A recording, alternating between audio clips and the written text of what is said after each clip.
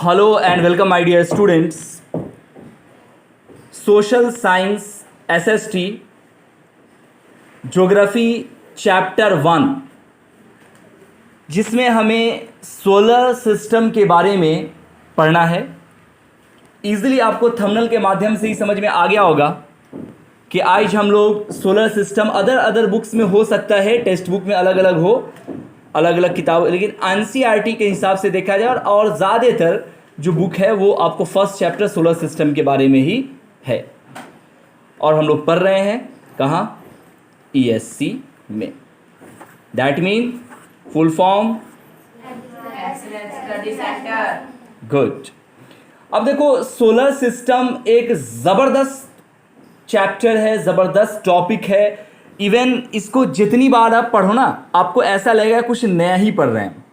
ये बिल्कुल खजाना है, अनलिमिटेड है। स्काई तो आप जानते हैं, स्काई इज अनलिमिटेड, ऐसे ही लोग बोलते हैं। तो स्काई में एक छोटे से एरिया को पढ़ना है हमें, पूरा स्काई तो छोड़ दो, यानी उस पूरे स्काई के एक फैमिली को पढ़ना है जिसे हम सोलर सिस्टम कहते हैं। इस सोलर सिस्टम में भी कई सारी फैमिली है, लेकिन पूरा एक मिला के एक फैमिली है। अब देखो, सोलर सिस्टम में आपने आज से पहले भी बाकी क्लास में भी पढ़ा होगा कि सोलर सिस्टम का मेन बात यह है कि सन मेडिएटर होता है, बीच में होता है, और इसके चारों तरफ जो 8 प्लैनेट हैं वो रिवॉल्व कर रहे होते हैं। अच्छा, कैसे रिवॉल्व कर रहे होते हैं? रोटेशन कर रहे होते हैं, है ना। एक होता है रिवोल्यूशन, एक होता है रोटेशन। ये भी दो टर्म है, क्या फर्क है इसमें बताऊंगा। अब ये 8 प्लैनेट्स कौन कौन से हैं? तो सबसे पहली बात कि सन के सबसे नज़दीक जो होता है वो होता है मरकरी। मरकरी के बाद देखें यहाँ वेनस है। यहाँ पे ऑल ओवर मैंने नीचे में सीरियल वाइज कर दिया है। 1 नंबर में मरकरी, दूसरे नंबर में वेनस, फिर अर्थ। अर्थ आपको 3rd नंबर पर आता है जिसमें हम लोग रह रहे हैं, ये ध्यान रखना है आपको। उसके बाद Mars, Jupiter, Saturn, Uranus and Neptune. एक और था प्लूटो, जो बेचारा हेरा गया है, वो भी मैं बताऊंगा कहाँ पे था, कैसे था, वो भी आईजी बताऊंगा। तो overall sun and including 8 planets, ये मिलकर हमारे सोलर सिस्टम को डिज़ाइन करते हैं।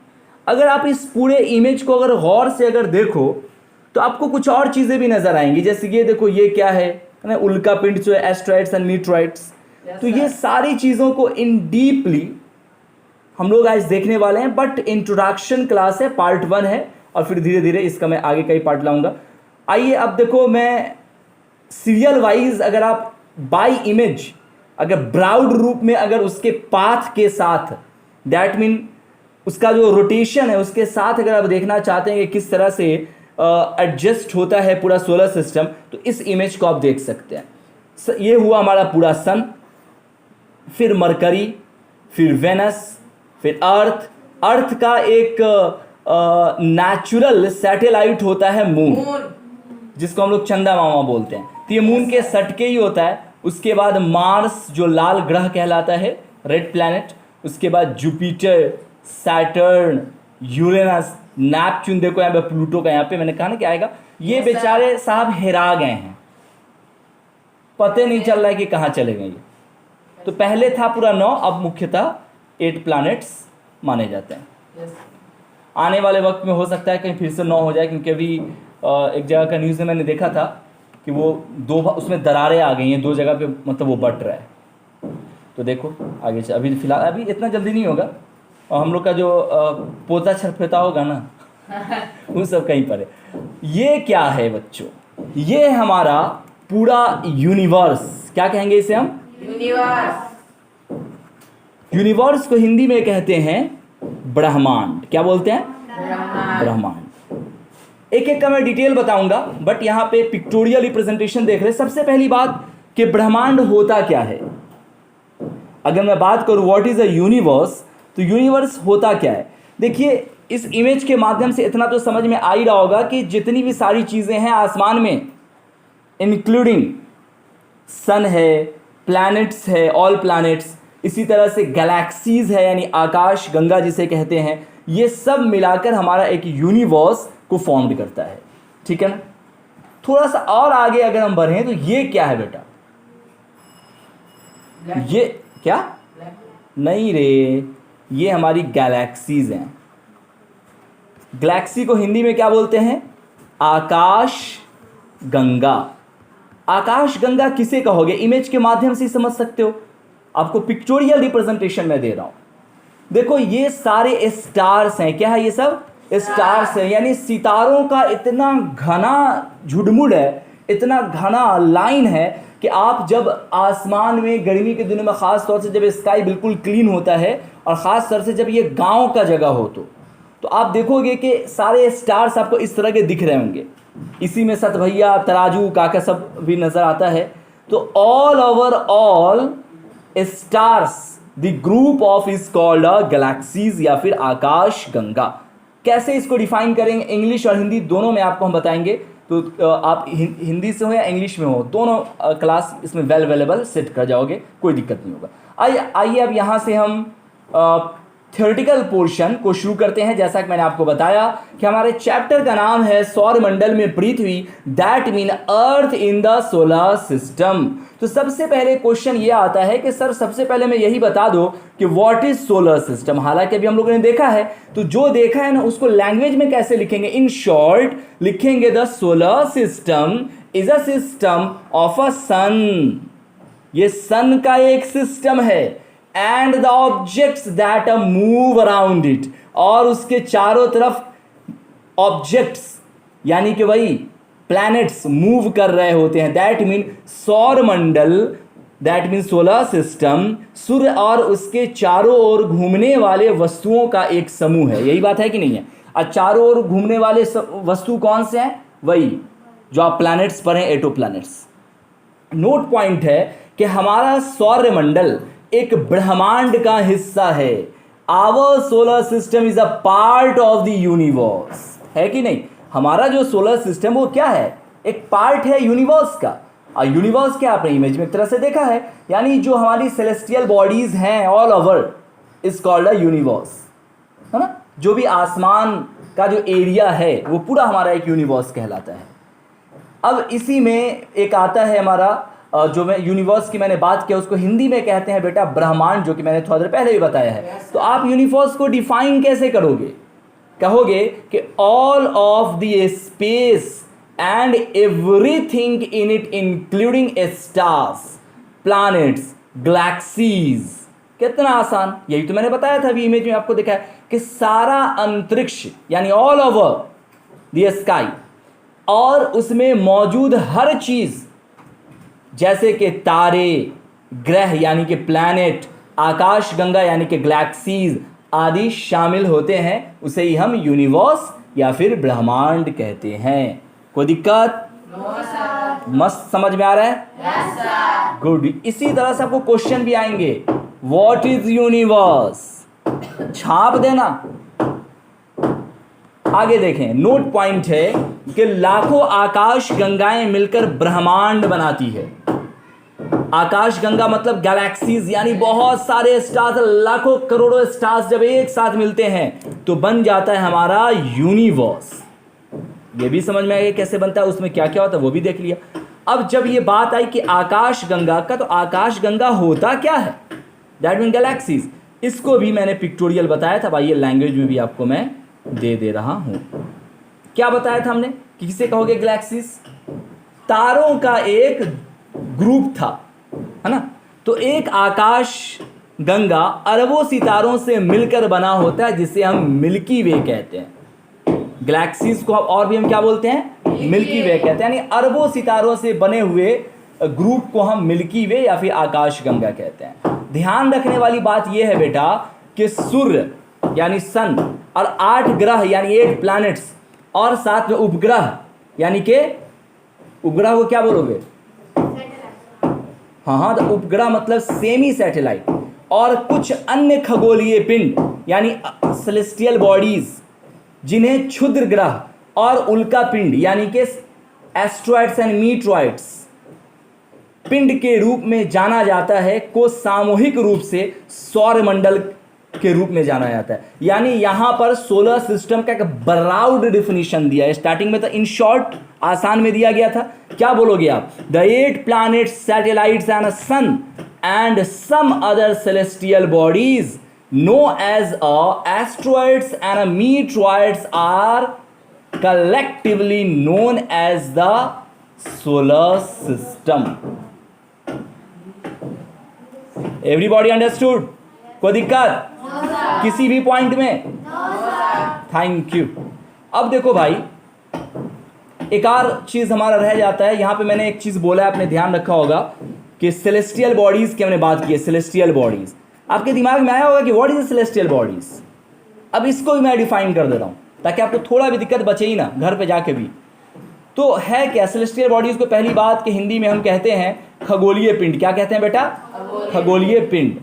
What is the celestial bodies that mean खगोलीय पिंड की किसे कहते हैं? देखो, जैसा कि मैंने अभी अभी आपको बताया कि सूर्य है, चंद्रमा यानी मून है, और वे सभी वस्तुएं जो रात के समय में ट्विंकल ट्विंकल कर रही होती है, दैट मीन चमक रही होती है, उस सब को हम खगोलीय पिंड कहते हैं. कितना आसान बात, कितना आम लफ्जों में मैंने दिया है आपको. सूर्य, चंद्रमा तथा वे सभी वस्तुएं यानी वे सारी चीजें जो रात के समय में आसमान में चमकती है, खगोलीय पिंड कहलाता है. That mean the moon and all over the objects which and shine in the night sky are called celestial bodies.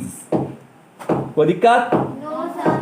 एकदम ऐसे ही याद भी करना है, झूम झूम के, खूब मन लगा के. बस 3-4 बार पढ़ लीजिएगा, याद हो जाएगा. समझ में तो आइए गया. अब तारा किसे कहते हैं बताइए? सब लोगों को पता है. बस इसको लिखना कैसे है, एग्जाम में आएगा तो इसको ध्यान रखिएगा. कुछ खगोलीय पिंड बड़े आकार वाले तथा, अच्छा तारा है क्या? पहले नॉर्मल समझो इसको. जो हमारा सन है ना, सन, ये भी एक तरह का तारा है, ये भी एक तरह का स्टार है. आपको इतना बड़ा स्टार, बाकी तो छोटा दिखता है. अरे सन छोटा स्टार है, उससे बहुत बड़े बड़े स्टार और घूम रहे हैं अंतरिक्ष में, आसमान में, लेकिन वो हमसे बहुत दूर है, इसलिए बहुत छोटे दिखते हैं. एक एक स्टार इतना बड़ा है कि जमीन पे गिर जाए तो जमीन पूरी ढक जाएगी उससे. पूरी जमीन, पूरा दुनिया सब उसी के नीचे चाँव चाँव चाँव करके पकौड़ा बन जाएगा सबका, क्योंकि सूरज से भी ज़्यादा गर्म होता है बाकी स्टार. समझते हैं? सोचो क्या है ऊपर वाले की कारीगरी, क्या क्या नहीं बनाया और कैसे कैसे बनाया. इंसान की अकल हैरान हो जाएगी. तो बहरहाल आइए अब लैंग्वेज देखते हैं. कुछ खगोलीय पिंड बड़े आकार वाले तथा गर्म होते हैं. ये गैसों से बने होते हैं. ध्यान रखना, स्टार किससे बने होते हैं? गैसों से. कौन से गैस से बने होते हैं ये भी ध्यान रखना है, जिसकी वजह से उसमें इतना गर्मी होता है. बताओ आखिर वो गैस कौन सा जिसमें इतनी ज्यादा, वही गैस की वजह से इतना गर्मी होता है सूरज में. अगर उसका गैस को अगर थोड़ा सा कम कर दो, किसी तरह से अगर संभव हो, पॉसिबल हो, तो सूरज की गर्मी कम हो जाएगी, तब मजा आ जाएगा. नहीं ऐसी बउआते रहेंगे दिन में. तो आइए मैं सारा चीज बताऊंगा. आगे आपको दिया गया है. कुछ खगोलीय पिंड बड़े आकार वाले तथा कुछ गर्म होते हैं. ये गैसों से बने होते हैं. इनके पास अपनी ऊष्मा यानी खुद का एनर्जी, हीट तथा प्रकाश होता है. ध्यान रखना, स्टार के पास अपना होता है. तो कहोगे सर किसके पास अपना नहीं होता है? अरे मून के पास अपना नहीं होता. मून के पास अपनी रोशनी होती है क्या? बिल्कुल भी नहीं होती, जिसे वह बहुत बड़ी मात्रा में उत्सर्जित करते हैं, रिलीज करते हैं एनर्जी को. इन खगोलीय पिंडों को हम क्या बोलते हैं? तारा कहते हैं. यानी तारा वह है जिसमें गैस होता है, तारा वह है जिसमें अपना ऊष्मा और अपना प्रकाश होता है, और यह एक तरह का खगोलीय पिंड है. इसे ही हम स्टार कहते हैं. फाइनली अगर आप चाहो तो इसे इंग्लिश में भी आप बोल सकते हो. उससे पहले कुछ और चीजें दी गई हैं, देख लेते हैं. वह खगोलीय पिंड, यानी फाइनली आप ये कह सकते हो उतना पढ़ने के बाद कि वह खगोलीय पिंड जो गैसों द्वारा निर्मित होता है तथा जो आकार में अपेक्षाकृत बड़े होते हैं, उसे हम तारा कहते हैं. That mean the celestial bodies which are made of gases and which are relatively large in size are called stars. कोई दिक्कत? आ रहा है ना समझ में? Yes, sir. बहुत खूब. अब देखो भाई, नोट पॉइंट में क्या दिया गया है. तारों में हाइड्रोजन और हीलियम गैस की उपस्थिति होती है. मैंने बताया था ना कि आगे आएगा. यही गैस है जिसकी वजह से इतना गर्मी लगती है गर्मी के दिनों में. यही है हाइड्रोजन और हीलियम, हिला के रख देता है हीलियम गर्मी से. इसी से घमौड़ी उमड़ी कुंची, इसको तो कुंची निकल जाता है गर्मी में. मतलब अक्सर लोग को हो जाता है. कोई बात नहीं है, शर्माने वाली का बात. धूप में कम निकला करो, ये छाता लेके निकलो, पीठ पर जो है वो पानी का बोरा बांध लो. तारों में हाइड्रोजन व हीलियम गैस की उपस्थिति होती है, ये भी आपको अलग से ध्यान रखना है. अब आया लास्ट में सूरज। सूरज कौन? मुखिया। सूरज मुखिया। पूरा सोलर सिस्टम का मुखिया यही होता है, यही बीच में होता है।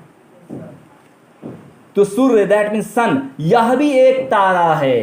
देखो कितना सिस्टमैटिक लिख के दिया गया है आपको। तारा पहले बता दिया, फिर मैं कह रहा हूं कि यह भी एक तारा है, ताकि आपको पता हो चुका है कि अब तारा कह देगी। यह भी एक तारा है जो सौर मंडल दैट मीन सोलर सिस्टम के केंद्र में स्थित होता है। आप देखे हो ना, सोलर सिस्टम के बीच में इसके चारों तरफ होते हैं प्लैनेट्स।